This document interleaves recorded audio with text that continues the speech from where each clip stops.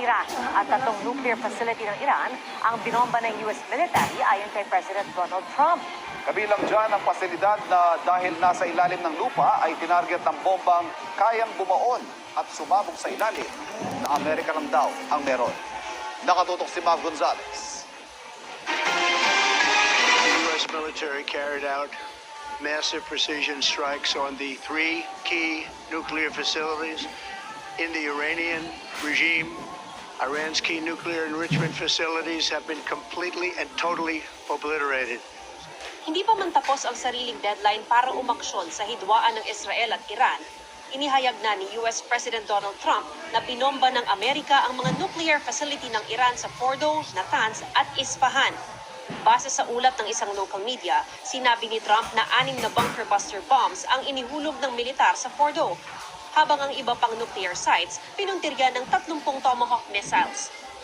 Our objective was the destruction of Iran's nuclear enrichment capacity and a stop to the nuclear threat posed by the world's #1 state sponsor of terror. Isang di nagpakilalang US official ang nagsabing nagpalipad sila ng B-2 bombers, ang jet fighter na kayang magdala ng mga bombang bumabaon sa lupa para mapasabog ang mga underground facility ng Iran. Banta ng Amerika sa Iran, kung hindi ito titigil sa mga pag-atake sa Israel, hindi dito nagtatapos ang pag-target nila sa ibang pasilidad ng Iran. There will be either peace or there will be tragedy for Iran far greater than we have witnessed over the last 8 days. But if peace does not come quickly, we will go after those other targets with precision, speed, and skill. Nagpasalamat naman ang Prime Minister ng Israel sa Amerika. Congratulations, President Trump. Your bold decision to target Iran's nuclear facilities with the awesome and righteous might of the United States will change history. President Trump, I thank you.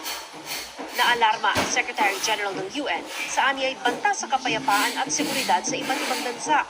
Panawagan nila sa iba pang bansang kasapi ng UN na pahupain ang tensyon.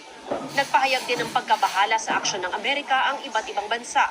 Habang ang grupong Houthi sa Yemen na kampi sa Iran, nagsabing handa silang gumanti. Ang Iran palaban pa rin. Gumuhit sa langit ng Jerusalem at West Bank ang mga bakas ng Iranian missiles.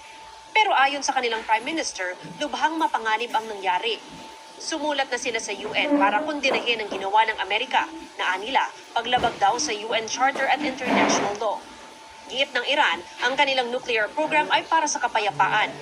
Pero naniniwala ang Israel at Amerika na puspusan ang nuclear weapon program ng Iran ayon sa defense analyst at profesor na si Dr. Renato de Castro. Ang issue ng Amerika ng Israel, bakit ka naging enrich ng uranium? 26. Kasi pag naging enrich ka ng uranium, ginagamit mo na yung mga, kumbaga yung nuclear, yung component na paano gagamitin sa bomba. Sa isang social media post, muling nagbanta si Trump na anumang pagganting gagawin ng Iran ay hihigatan ng puwersa ng Amerika.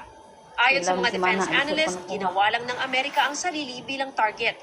Sabi pa ng defense analyst na si Dr. Renato de Castro, sa puntong ito, walang katiyakan kung ano pang bansa ang maaaring madamay.